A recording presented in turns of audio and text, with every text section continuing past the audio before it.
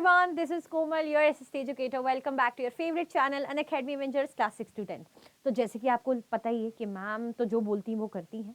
4 chapters हमारे top 15 viral questions के हो गए हैं। अब हम आ गए 5th चैप्टर में, जिसका नाम है universal franchise and India's electoral system. ठीक है, तो स्टार्ट करते हैं वेरी फर्स्ट क्वेश्चन से। Before independence what percentage of Indians had the right to vote? ये बहुत जानना जरूरी है। आज तो वोटिंग चीज बड़ी कॉमन लगती है हमें, हमारे सामने जो हमें दिखा कि अरे ये तो होता ही था, लेकिन पहले ये सब नहीं था ना। इसके लिए भी बहुत से जो है लोगों ने स्ट्रगल करा है, अपने अधिकारों के लिए लड़ाई लड़ी है। तो इंडिपेंडेंस से पहले क्या परसेंटेज ऑफ इंडियंस थे, कितने परसेंटेज ऑफ भारतीय लोग थे जिनको वोटिंग राइट था, मतलब वो वोट कर पाते थे? जबकि वोटिंग राइट तो वैसे सबको होना चाहिए, ठीक है, लेकिन पहले बताओ कितने लोगों को था बिफोर इंडिपेंडेंस, यानी आजादी से पहले की बात हो रही है। 5%, 13%, 25% या 50%? बताओ फटाफट से क्या होगा आंसर। आपके पास 10 सेकेंड्स हैं। 1 2 3 4 5 6 7 8 9 एंड देन 10। हमारा आंसर यहाँ पे क्या हो जाएगा? 13% बच्चा, ठीक है, 13%। याद रखना, अच्छा क्वेश्चन है।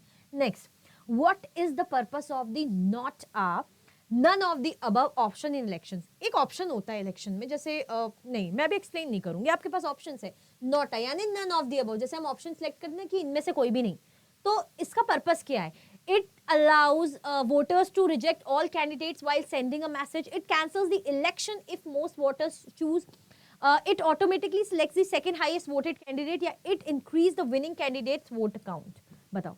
तो नन ऑफ द अबव मतलब अगर मैं ऑप्शन सेलेक्ट करूं कि नहीं मुझे ये पार्टी भी नहीं वो पार्टी भी नहीं, मैं तो नन ऑफ द अबव में सेलेक्ट करूंगी। तो ऑब्वियसली मैं ये देना चाह रही कि भाई मुझे इनमें से कोई भी कैंडिडेट केपेबल नहीं लगा, तो आई एम डूइंग, मैं काइंड ऑफ मैसेज सेंड कर रही हूँ कि भाई ये मेरी तरफ से मैसेज है, समझो कि ये चारों ही मतलब इतने जो जितने भी कैंडिडेट थे मुझे वो प्रेफरेबल नहीं लगे। ठीक है, तो what I am doing, I am selecting option not a none of the above. ठीक है, चलो। When were the first general elections in independent India held under the supervision of the Election Commission of India? मतलब general election, proper election, general मतलब all over India में जो अलग अलग चरणों में होते हैं, जिसमें सबको वोटिंग देने का राइट है, बच्चों 18 प्लस होना चाहिए। पहले तो कुछ ही लोगों को था, 13% अभी पीछे पड़ा। ठीक है, क्वेश्चन करा तो ये जनरल इलेक्शन कब हुए थे? 47 to 48, मतलब 1947 to 1948, 1950 to 51, 51 to 52, 55 to 56। Ma'am पूरी आपने लाइन ही बिछो दी यहाँ पे, है ना। बताओ जल्दी क्या होगा।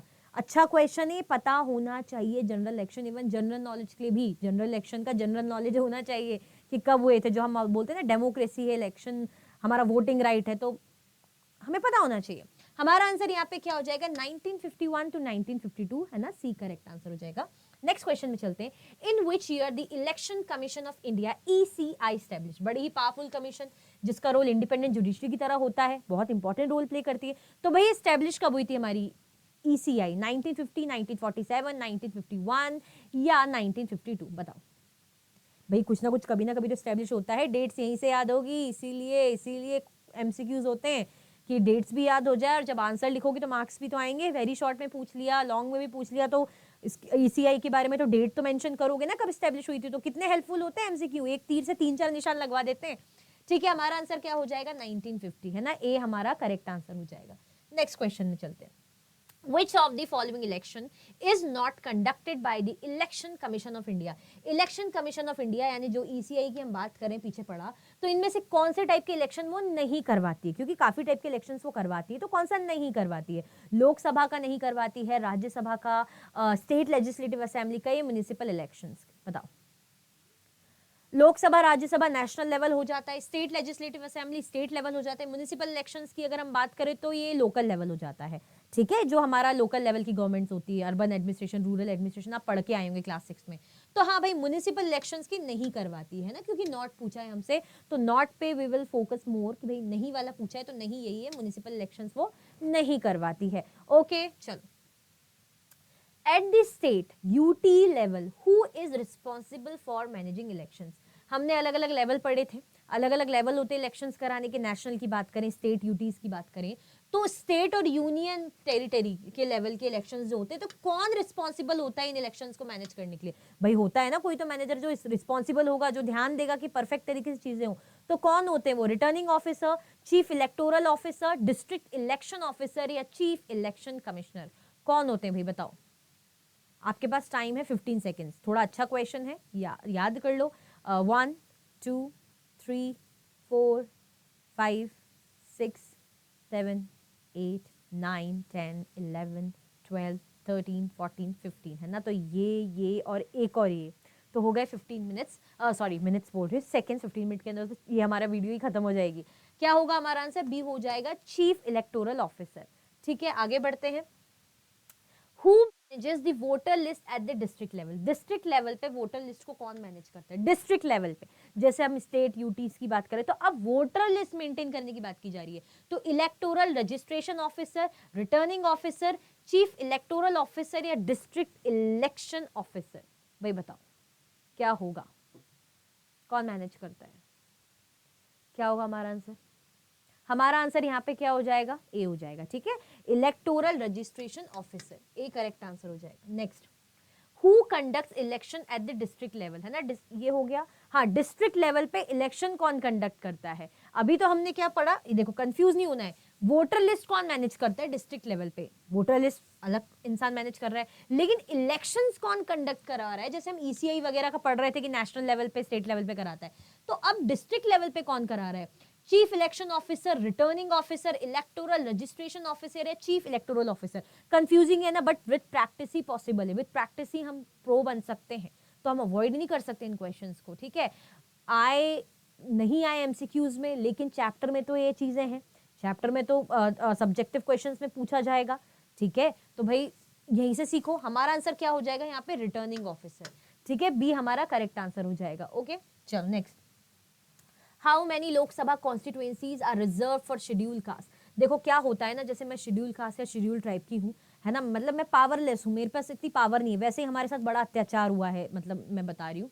तो ऐसे में क्या करा था ना, कॉन्स्टिट्यूशन में चीजें बहुत डिस्कस हुई, डिसाइड हुई कि भाई इन लोगों को भी तो खुद को रिप्रेजेंट करने का अधिकार है। मानो मैं पावरलेस हूँ, मैं वुमेन के तौर पे ले लो, या वीकर सेक्शन जो भी है, बैकवर्ड सेक्शन, तो मुझे भी तो अपनों के लिए आवाज उठानी है, मुझे भी तो उनके अधिकारों के लिए बोलना है, लेकिन मैं इन पावरफुल लोगों के बीच में कैसे बोल पाऊंगी? तो ऐसे में कॉन्स्टिट्यूएंसीज क्या कर दी, पहले रिजर्व कॉन्स्टिट्यूएंसीज रख दी कि भाई इतने जो है एसटी कैटेगरी के लिए, इतने एससी कैटेगरी के लिए, ताकि जो एससी या एसटी कैटेगरी वाले ही कैंडिडेट उस पर्टिकुलर सीट से चुनाव के लिए खड़े हो पाए उस कॉन्स्टिट्यूएंसी से, मतलब और कोई नहीं, नॉर्मल जैसे हम ब्राह्मण इन लोगों की बात करते नहीं, सिर्फ एससी और एसटी, ताकि मतलब इनके लिए सेफ है भाई, ये लोग रिप्रेजेंट करेंगे अपने लोगों के लिए, वो भी तो चाहेंगे बदलाव हो, हमारे लोग अपग्रेड हो। ठीक है, तो कितने यहाँ पे है एससी यानी लोकसभा कॉन्स्टिट्यूएंसी। कॉन्स्टिट्यूएंसीज क्या होता है, जैसे हमारा इंडिया अलग अलग स्टेट्स में डिवाइडेड है, फॉर एग्जांपल ये इतने स्टेट्स हैं इंडिया के, तो हर स्टेट में अलग अलग छोटी छोटी कॉन्स्टिट्यूएंसीज है, डॉट डॉट क्या समझ लो, कॉन्स्टिट्यूएंसीज है ना। तो ये कॉन्स्टिट्यूएंसी से एक एक कैंडिडेट क्या करते हैं, चुनाव के लिए खड़े होते हैं, ये समझ लो। ओके, यानी बेसिकली कॉन्स्टिट्यूएंसीज को हम क्या बोल सकते हैं, एरियाज। चलो हमारा आंसर यहाँ पे क्या होगा, जल्दी जल्दी से बता दो, कितना है एससी के लिए? क्या हो जाएगा? ई हो जाएगा 84 सीट्स। ठीक है, चलो next question, how many Lok Sabha constituencies are reserve for schedule tribes? अभी हमने शेड्यूल कास्ट के पढ़ा था, यानी दलित से, या हम बात करें एससी कैटेगरी के लिए, अब शेड्यूल ट्राइब्स यानी ट्राइबल, क्योंकि भाई उनके साथ भी गलत होता था, उनको भी चाहिए अपने लोगों के लिए खड़े होना है, चुनाव में कुछ करना है। ठीक है, तो कितनी सीट्स इनके लिए रिजर्व है? 47, 84, 50 या 100? क्या होगा बताओ जल्दी, क्या लगता है? तो लगता वक्ता कुछ नहीं है, पता होना चाहिए। आंसर हमारा क्या हो जाएगा? 47। लगाना नहीं है, पता करना है और आंसर करना है खटाक से। Who was the first voter in India's general elections of 1951? जब पहले इलेक्शन हुए थे इंडिया के, पहले मधुर मधुर इलेक्शन, तो सबसे पहले वोटर कौन थे भाई? ये भी एक हिस्ट्री है जिसने दिया है, आर के शुक्ला, श्याम सरन नेगी, सी राजगोपालचारी या के आर नारायण? बताओ कौन थे वो लकी इंसान जिन्होंने सबसे पहले जनरल इलेक्शन में वोट दिया था? तो हमारा आंसर यहाँ पे क्या हो जाएगा बच्चा? हमारा आंसर यहाँ पे हो जाएगा श्याम सरन नेगी, है ना, हिमाचल प्रदेश से थे। When was the model conduct code of conduct was adopted in Kerala? है ना, मॉडल कोड ऑफ कंडक्ट कब अडॉप्ट हुआ था केरला में? ठीक है, सबसे पहले यही हुआ था केरला में, कब अडॉप्ट हुआ था? 47 मतलब 1947, 1950, 1960 या 1975? क्या होगा आंसर बताओ, कब स्टेब्लिश हुआ था?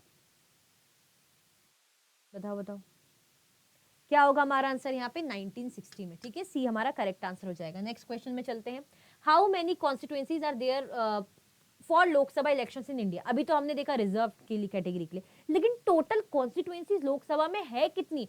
टोटल म्हणजे मतलब अगर बात करें टोटल की, तो भाई टोटल ऐसा कि ये मैंने फिर से डायमंड जैसा, क्योंकि भाई इंडिया मेरे लिए डायमंड है, मेरी ड्राइंग इतनी अच्छी भी नहीं है, तो ये अलग अलग स्टेट्स है। फॉर एग्जांपल मैंने ऐसे बना लिया अलग अलग स्टेट्स, है ना, तो अलग अलग स्टेट्स में ये कॉन्स्टिट्यूएंसी जो अलग अलग एरियाज जहाँ से कैंडिडेट्स खड़े होंगे, तो ये टोटल ऐसे ये अलग अलग एरियाज या कॉन्स्टिट्यूएंसीज टोटल कितनी है इंडिया में, मतलब इलेक्शंस के लिए लोकसभा? 500, 542, 550 या 543?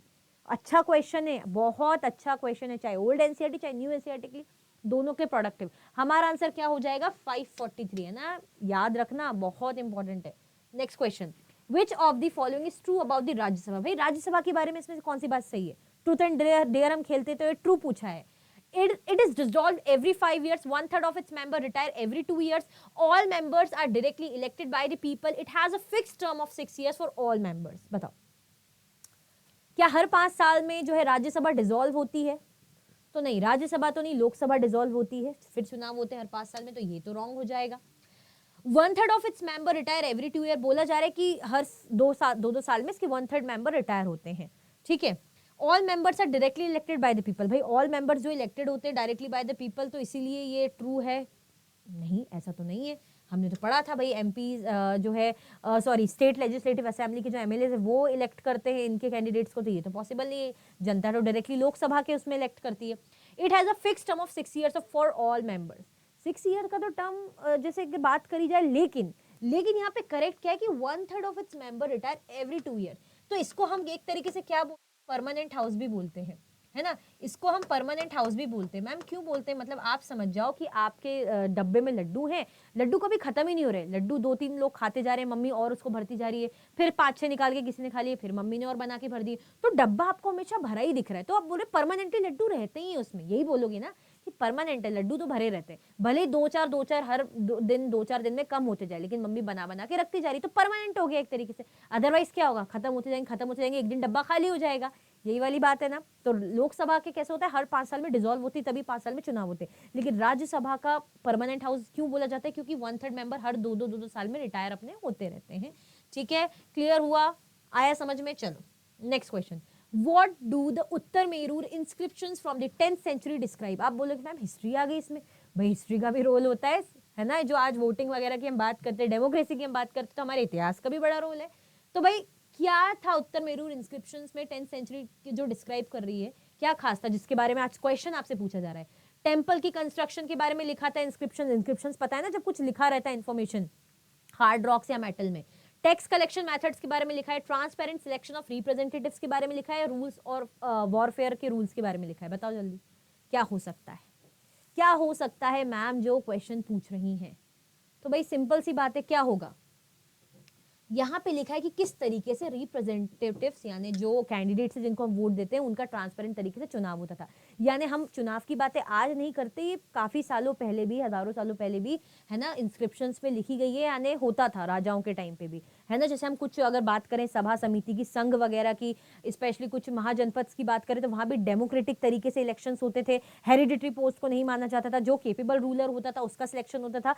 तो कहीं ना कहीं उस जमाने से चीजें चली आ रही हैं, बट फिर भी हेरिडिटरी का इन्फ्लुएंस ज्यादा था, स्पेशली जब सुल्तान आए, मुगल्स वगैरह। लेकिन अगर हम बात करें बाद में, तो फिर हमारे इंडिपेंडेंस की लड़ाई के लिए उन सब में तो चीजें ही काफी बदली कि नहीं, लीडर चाहिए तो केपेबल लीडर चाहिए, ये पावर हेरिडिटरी पोस्ट का चक्कर हमें चाहिए ही नहीं, ठीक है। तो आई होप आपको ये टॉप 15 वायरल एमसीक्यूज बहुत अच्छे लगे होंगे, है ना, आपको काफी चीजें रिकॉल हो गई होंगी, है ना, और आपके हेल्प में आएंगे। तो भाई डेट्स वगैरह ऐसी प्रैक्टिस कर करके हम लर्न कर सकते हैं, ठीक है। और कमेंट में आई होप आपने आंसर भी किया होगा, है ना। तो इसी बात के मैं यही बोलूंगी कि लाइक जरूर करें, शेयर जरूर करें, और चैनल को सब्सक्राइब करना बिल्कुल भी नहीं भूलना है आपको।